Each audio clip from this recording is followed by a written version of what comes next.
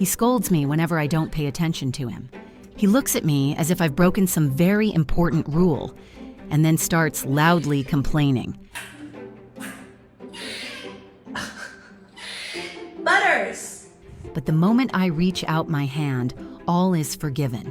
He's instantly happy again, smiling in his own squirrel way, and makes this funny little hop to the side.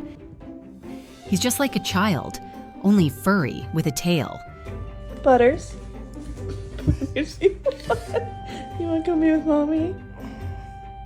My husband and I never planned on having kids. We were perfectly happy as we were.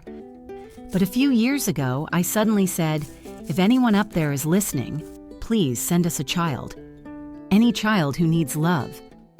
2 days later, we were walking our dogs in the evening. One of them stopped suddenly, froze, and stared at the grass.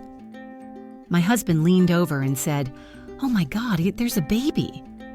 I looked and saw a tiny baby squirrel, all alone, trembling, eyes still closed. Oh my gosh, this is a good one.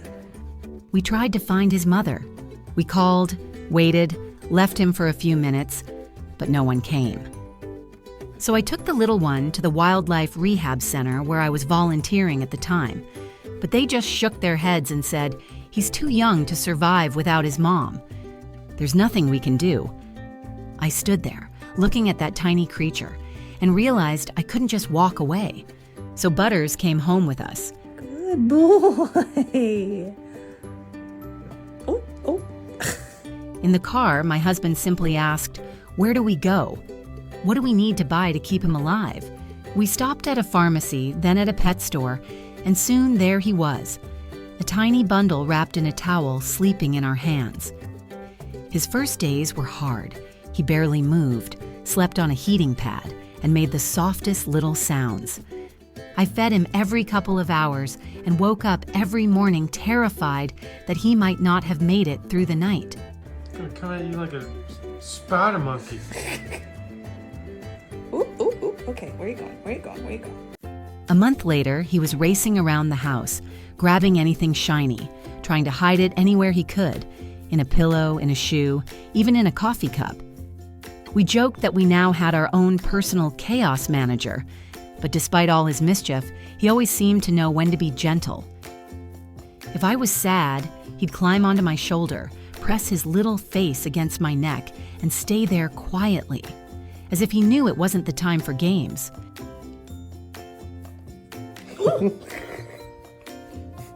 We tried taking Butters outside, but it never worked. Every time we released him, he'd get scared. The smells, the sounds, the wind. He would run right back and hide behind me. That's when I understood. He's not a wild squirrel anymore. He chose us, and for him, home means being here. I wonder what bath time looks like in normal people's houses.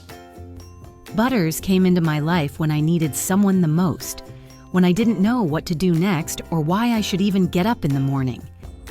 He reminded me that even the smallest life can change everything just by being there. What do you think? Are you going to destroy it so fast, huh?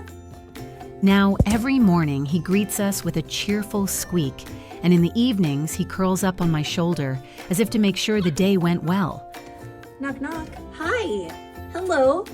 Would you like to try your new nap bucket? I look at him and think, there he is, my little gift from the universe.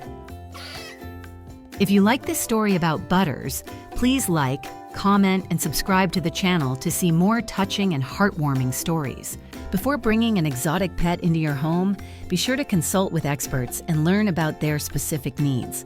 Proper research is the key to giving them the happy, healthy life they truly deserve.